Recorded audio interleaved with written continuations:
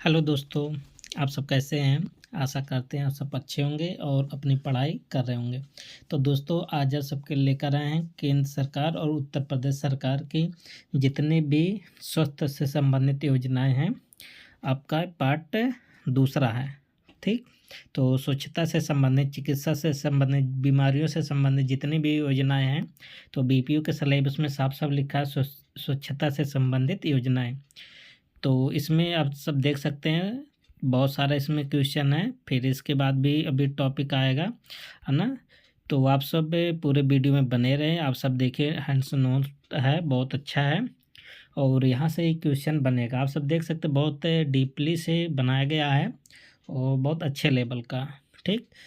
तो यदि आप बीपीओ की तैयारी कर रहे हैं या जूनियर असिस्टेंट और मंडी परिषद की तैयारी कर रहे हैं, तो योजना से तो हर जगह क्वेश्चन आता है। तो खासकर बीपीओ के लिए तो स्पेशल है ही, साथ साथ सबके लिए भी इम्पोर्टेंट है। तो चलते हैं देर ना करते हुए। तो पहला आपका योजना क्या है? तो सभी के लिए स्वास्थ्य, है ना। अच्छा, कोई भी सरकार हो तो सरकार का क्या दायित्व होता है कि अपने नागरिकों को अच्छा खाना दें, अच्छा पानी दें और अच्छे स्वास्थ्य सुविधा दें, है ना। तो ये सरकार की जिम्मेदारी होता है। तो देखिए क्या है, 1978 में भारत ने आल्या बाटा घोषणा पत्र पर हस्ताक्षर किया। ठीक। प्राथमिक स्वास्थ्य देखभाल के लिए 20,000 रुपये तक सभी के लिए स्वास्थ्य लक्ष्य के लिए कार्य योजना समिति बनाई गई। मतलब इसके अंतर्गत क्या हुआ था कि 2,000 रुपये तक के सभी के लिए स्वास्थ्य पर विशेष ध्यान दिया गया था। जैसे आजकल है आयुष्मान भारत है ना, 5 लाख रुपये तक उस पर इलाज दिया जाता है कैशलेस, तो ऐसे वो भी था। ठीक। तो दूसरा आप देखिए, यहाँ से इम्पोर्टेंट आता है भारत की पहली स्वास्थ्य नीति, है ना। तो भारत की जो पहली स्वास्थ्य नीति आई थी ना, 6वीं पंचवर्षीय योजना में आई थी, पंचवर्षीय योजना में। और जानते 6वीं पंचवर्षीय योजना की अवधि क्या था? 1980 से 1985। और स्वास्थ्य नीति की कब शुरू हुआ था? 1983। तो जैसे बात है 1983 की पंचवर्षीय योजना में आता है 6वीं। तो भारत की पहली जो स्वास्थ्य नीति था ना, 6वीं पंचवर्षीय योजना में शुरू किया गया था। कब? 1983 में। तो आप सबको समझ में आ रहा होगा दोस्तों। अगला क्या है? 7वीं पंचवर्षीय योजना में देखिए क्या आया था, ग्रामीण स्वास्थ्य के लिए निम्न सुझाव दिया गया। कब? देखिए यहाँ पर विशेष रूप से ग्रामीणों पर फोकस किया गया है ना। तो 7वीं पंचवर्षीय योजना में, जिसकी अवधि थी 1985 से 1990, इसमें क्या सुझाव दिया गया था कि 5,000 तक की आबादी पर एक उपकेंद्र होना चाहिए। आप सब देख रहे होंगे, आपके गांव में एक छोटा सा चिकित्सालय होता है ना, जिसको हम उपकेंद्र बोलते हैं। तो उपकेंद्र कितनी आबादी पर बनना चाहिए? 5,000 की आबादी पर। एक कब बोला गया था? 7वीं पंचवर्षीय योजना में बोला गया था, जो ग्रामीण स्वास्थ्य के लिए सुझाव दिया गया था। और इसमें क्या बोला गया है कि 30,000 की जनसंख्या पर प्राथमिक स्वास्थ्य केंद्र होना चाहिए। तो उससे बड़े लेवल पे जब आप जाते हैं, ब्लॉक लेवल पर, है ना, तो आपको क्या मिलता है? प्राथमिक स्वास्थ्य केंद्र 30,000 की जनसंख्या पर। और 1 लाख की जनसंख्या पर क्या होना चाहिए? सामुदायिक स्वास्थ्य केंद्र, है ना। ये सुझाव दिया गया था 7वीं पंचवर्षीय योजना में। तीनों बहुत इम्पोर्टेंट है। ये जो जनसंख्या का जो आंकड़ा है, इसको आप सब याद कर लीजिए। और इसमें देख लेते हैं कि भारतीय ग्रामीण क्षेत्र में स्वास्थ्य देखभाल का वर्गीकरण किया गया है ना। कितने लेवल पे वर्गीकरण किया गया? 3। एक होता उप केंद्र, जो आपके गांव में होता है छोटा सा चिकित्सालय। उससे बड़ा क्या होता है? प्राथमिक स्वास्थ्य केंद्र। और उससे भी बड़ा क्या होता है? सामुदायिक स्वास्थ्य केंद्र। ठीक। आगे देखिए क्या है, स्वास्थ्य सुरक्षा संबंधी कार्यक्रम। अब यहाँ से देखते हैं कि गवर्नमेंट ने, चाहे केंद्र सरकार की हो चाहे राज्य सरकार की हो, है ना, तो स्वास्थ्य संबंधी कुछ कार्यक्रम चलाए थे और आज भी चला रहा सरकार। जैसे बहुत सारे कार्यक्रम होते हैं जो स्वास्थ्य से संबंधित होते हैं ना। तो पहला क्या है कार्यक्रम? राष्ट्रीय टीबी नियंत्रण कार्यक्रम, है ना पहले। तो राष्ट्रीय क्षमा क्षमा होता है ना, जो रोग होता है टीबी नियंत्रण कार्यक्रम कब आया था? 1962 में। तो राष्ट्रीय क्षमा शायद दमा होता, क्षमा नहीं होता। नियंत्रण कार्यक्रम कब आया था? 1962 में, याद कर लीजिए। तो इसको WHO ने, मतलब वर्ल्ड हेल्थ ऑर्गेनाइजेशन ने 1993 में टीबी को वैश्विक आपात घोषणा किया था। तो आपसे ऐसे पूछा जाएगा, स्टेटमेंट बना के सब पूछे जाते हैं, वैसे डेट भी सन याद कर लीजिए, केवल इतने में काम हो जाएगा। तो WHO ने टीबी को कब वैश्विक आपात घोषणा किया था? 1993। और राष्ट्रीय क्षमा नियंत्रण कार्यक्रम कब आया था? टीबी कह सकते हैं इसी को, 1962 में। अब इसको संशोधन किया गया, ठीक। संशोधित राष्ट्रीय टीबी नियंत्रण कार्यक्रम 1993 से शुरू किया गया।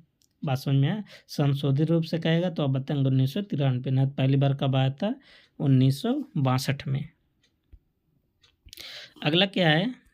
क्षय रोग के इलाज के लिए, है ना, डार्ट्स पद्धति शामिल किया गया। तो क्षय रोग के इलाज के लिए कौन सा पद्धति अपनाया जाता है? डार्ट्स पद्धति, है ना। 1978 में BCG टीका लगता है ना, टीबी का। टीकाकरण विस्तारित कार्यक्रम के अंतर्गत स्थानांतरित किया गया। तो BCG टीका का कार्यक्रम कब था? 1978 को। आगे क्या है? राष्ट्रीय कुष्ठ निवारण कार्यक्रम कब शुरू हुआ था? 1954-55 में। बहुत इंपॉर्टेंट है। फिर EMDT, देखिए EMDT का पूरा नाम क्या है? मल्टी ड्रग्स थेरेपी, है ना। कब शुरू किया था? 1982 में। 1983 में राष्ट्रीय कुष्ठ उन्मूलन कार्यक्रम शुरू किया गया था। तो राष्ट्रीय कुष्ठ उन्मूलन कार्यक्रम कब आया था? 1983 में। और 1993-94 में, है ना, विश्व बैंक की सहायता से सभी जिलों में इसे शुरू किया गया था। तो इसमें WHO कब शामिल हुआ था? 1993-94, जिसके माध्यम से सभी जिलों में इसको विस्तारित किया गया था। अगला क्या कार्यक्रम है? राष्ट्रीय मानसिक स्वास्थ्य कार्यक्रम, जो मेंटल पर आधारित बीमारियां होती हैं ना, उसके लिए राष्ट्रीय मानसिक स्वास्थ्य कार्यक्रम कब आया था? 1982 में आया था, ठीक, 1982 में।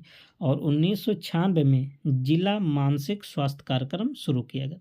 तो 1996 में कौन सा आया था? जिले पर आधारित, है ना, जिलेवार। जिला मानसिक स्वास्थ्य कार्यक्रम कब शुरू हुआ?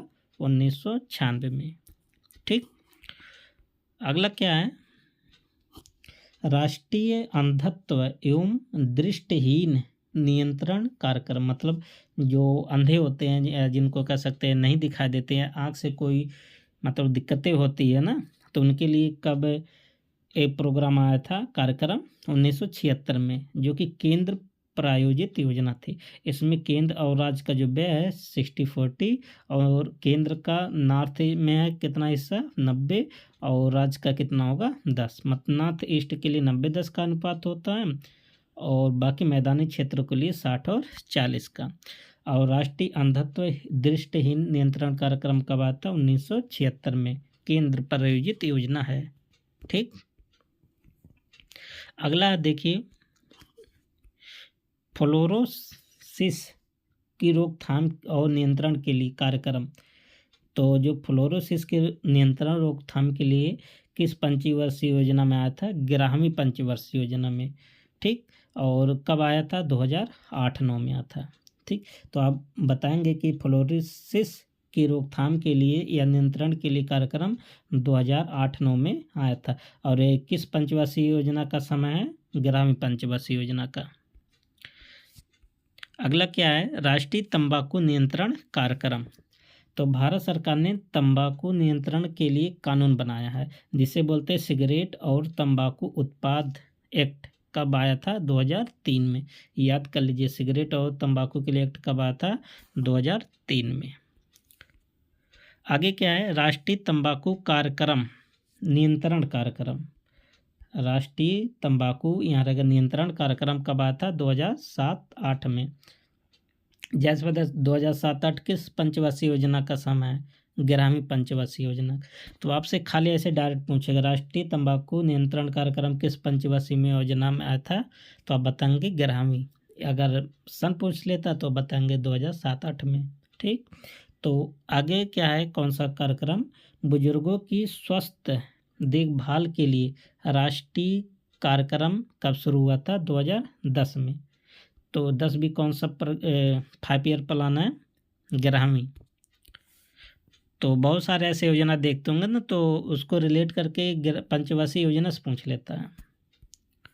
राष्ट्रीय बाधिरता निवारण एवं नियंत्रण कार्यक्रम। बाधिरता मतलब जो बहिर होते हैं, जो जिनको कान से सुनाई नहीं देता, उनके लिए कब कार्यक्रम आया था? 2006-07 में आया था ना, और जनवरी 2007 से इसे पायलट आधार पर शुरू किया गया था। तो राष्ट्रीय बाधिरता निवारण एवं नियंत्रण कार्यक्रम कब आया था? 2006-07 में। और पायलट प्रोजेक्ट के आधार पर कब शुरू हुआ था? जनवरी 2007 में। अगला देखिए इम्पोर्टेंट योजना है, कैंसर, मधुमेह, हृदय रोग, स्ट्रोक की रोकथाम और नियंत्रण के लिए राष्ट्रीय कार्यक्रम। तो इतने सारे देखिए रोग हैं, इनके रोकथाम के लिए कब आया था? 2010 में आया था। तो राष्ट्रीय मलेरिया नियंत्रण कार्यक्रम कब आया था? 1953 में। ये तीनों बहुत इंपॉर्टेंट है। और राष्ट्रीय मलेरिया उन्मूलन का देखिए यहाँ नियंत्रण या उन्मूलन है, ठीक, कब आया था? 1958 में। और राष्ट्रीय फाइलेरिया नियंत्रण कार्यक्रम कब आया था? 1955 में। तीनों बहुत इंपॉर्टेंट है, याद कर लीजिए। अगला क्या? राष्ट्रीय आयोडीन अल्पता विकार नियंत्रण कार्यक्रम। ये भी बहुत इंपॉर्टेंट योजना है, देख लीजिए। 1962 में राष्ट्रीय घेघा नियंत्रण कार्यक्रम शुरू किया गया था। 100% केंद्र सरकार की योजना थी, ठीक। उसमें योगदान पूरा कितना था? 100% केंद्र प्रायोजित योजना थी। कब शुरू हुआ था राष्ट्रीय घेघा नियंत्रण कार्यक्रम? 1962 में। अब फिर क्या हुआ? इसके 30 साल बाद, कितने साल बाद? 30 साल के बाद, मतलब 1992 में इसका नाम बदल दिया गया। अब इसका नाम क्या कर दिया गया? राष्ट्रीय आयोडीन अल्पता विकार नियंत्रण कार्यक्रम, ठीक। तो दोनों सन याद कर लीजिए, कब आया था और कब नाम चेंज हुआ था। नाम चेंज होने पर नया नाम क्या था? आगे क्या है देखिए, राष्ट्रीय एड्स नियंत्रण कार्यक्रम बहुत इंपॉर्टेंट है। राष्ट्रीय एड्स नियंत्रण कार्यक्रम, जिसको बोलते हैं NACP, मतलब नेशनल एड्स कंट्रोल प्रोग्राम, है ना।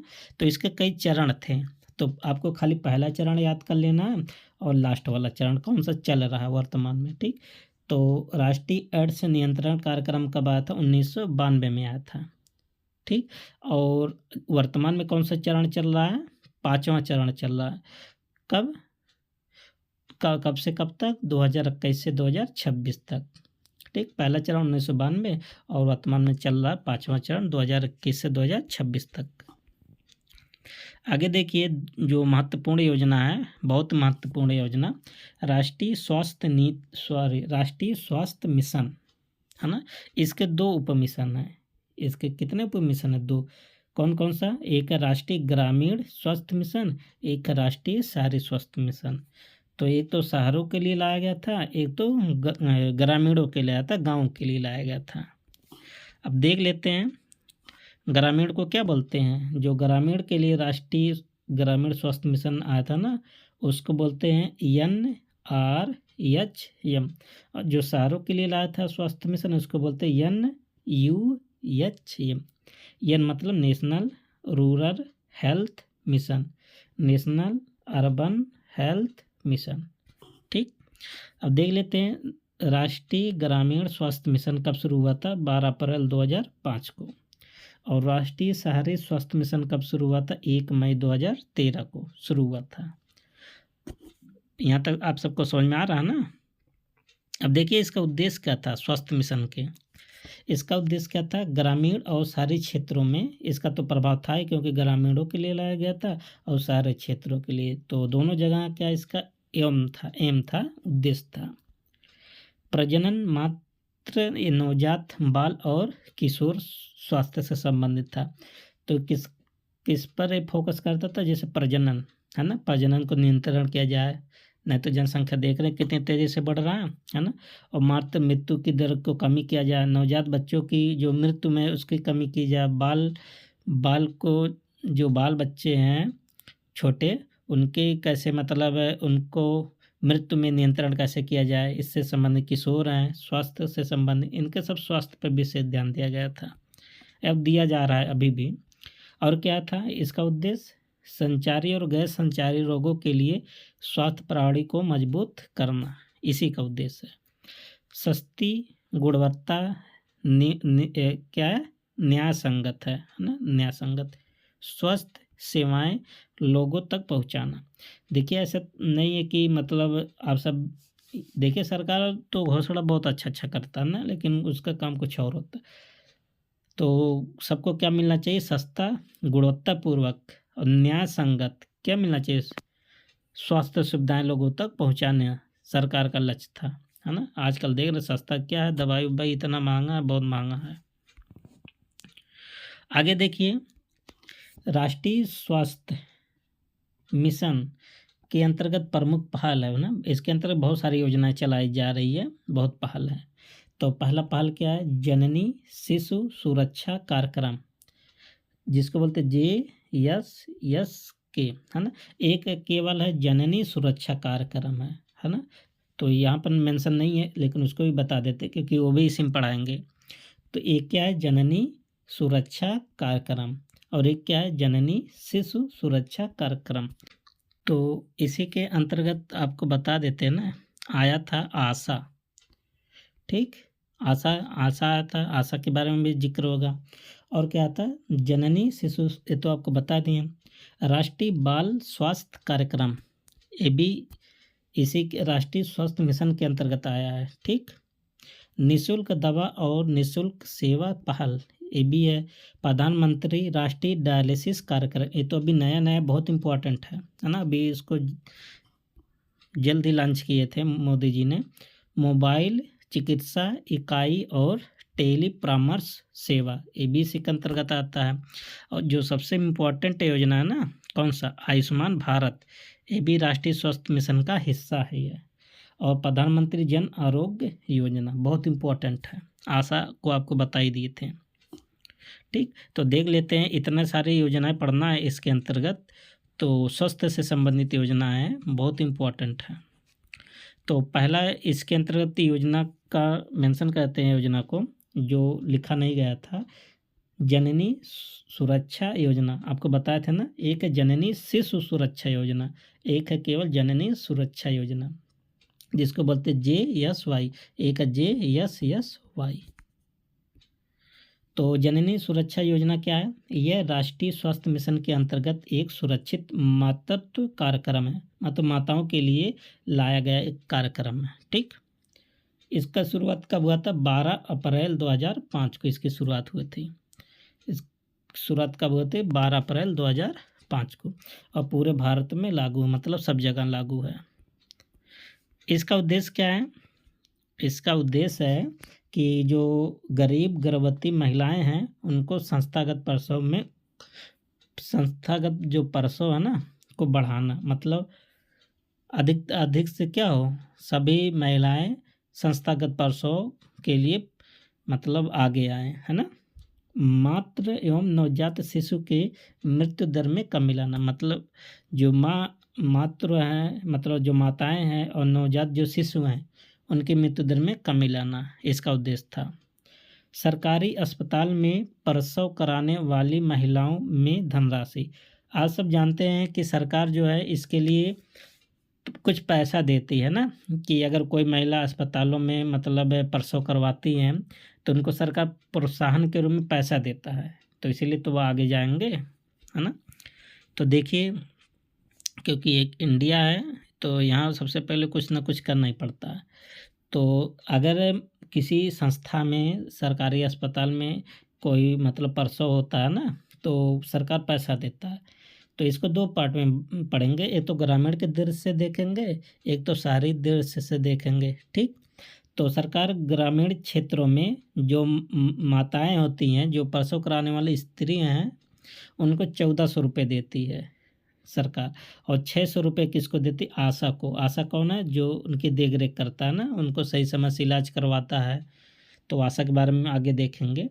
तो कुल मिला के सरकार ग्रामीण क्षेत्रों में 2000 रुपये खर्च करती है, कितने रुपये? 2000। 1400 रुपये तो प्रसव कराने वाली स्त्री को देती है, तो जिनको बच्चा होता है, और 600 किसको देती है? आशा को। तो कुल 2000 हो गया। वही बात अगर शहरों में देखा जाए तो शहरों में सरकार 1000 रुपये देती है स्त्री को और 400 रुपये देती है आशा को। कुल मिला के कितने रुपये शहरों में देती है? 1400। ठीक, तो डाटा आप याद कर लीजिए, कितना रुपये आशा को मिलता है और कितना रुपये मतलब पेशेंट को मिलता है या मातृ को मिलता है। अगला देखिए, जो पहला योजना आप यही पढ़े थे स्कीम कि जननी शिशु सुरक्षा योजना JSSY। ठीक, इसका शुरुआत कब हुआ था? 1 जून 2011 को। इसका लक्ष्य क्या है कि गर्भवती महिलाओं को निःशुल्क सुविधा उपलब्ध कराना इसका उद्देश्य था। और ये कहाँ से शुरू हुआ था? हरियाणा के मेवात से इसको शुरू किया गया था। अच्छा, हरियाणा से क्यों? क्योंकि आप जानते हैं हरियाणा का ना लिंगानुपात सबसे कम है पूरे भारत में। राष्ट्रीय बाल स्वास्थ्य कार्यक्रम, ये तीसरा नंबर का था, दूसरा तीसरा नंबर का था।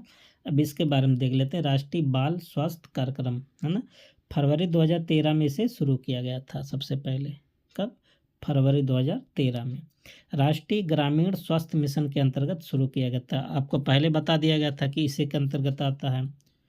इसका उद्देश्य क्या है? जन्म से लेकर 18 साल तक के बच्चों को जन्मजात 200 में कमी लाना है ना। अच्छा, कुछ बच्चे में ऐसे होते हैं जो जन्मजात बीमारियां होती है ना, तो बहुत सारी बीमारियां जैसे ब्लाइंडनेस हो गया है ना, जैसे बीमारी क्या है, जैसे विकलांगता हो गया और विकासात्मक देरी में आदि कमी। जैसे बहुत बच्चे ऐसे होते हैं ना जिनका शरीर क्या होता है, तो कुपोषण का शिकार हो जाता है ना, उनका शरीर ग्रोथ नहीं करता। तो ऐसे बच्चों के लिए सरकार ने कौन सी योजना लाई है? राष्ट्रीय बाल स्वास्थ्य कार्यक्रम। कब आया था? फरवरी 2013 में। अब देखिए, इसके अंतर्गत सरकार ने 32 समान स्थितियों को शामिल किया है। याद कर लीजिए 32। जैसे विकलांगता हो गया है ना, कलर ब्लाइंडनेस हो गया है ना, तो बहुत सारे ऐसे बीमारियां हैं। बीमारियां कितनी है? टोटल 32 बीमारियां हैं। इसके अंतर्गत क्या होगी? कवर होगी, जिससे कोई बच्चा कुपोषण का शिकार ना हो, किसी बीमारी से ग्रस्त ना हो, है ना। क्योंकि जब शरीर में कोई ना कोई बीमारी हो जाता है तो शरीर का ग्रोथ उतना अच्छे से नहीं हो पाता। तो दोस्तों, आप सब देख रहे हैं कि योजनाएं हैं, पार्ट 2 है इसका। तो आप सबसे नेक्स्ट वीडियो मिलते हैं पार्ट 3 के साथ। तब तक के लिए best of luck. Thank you.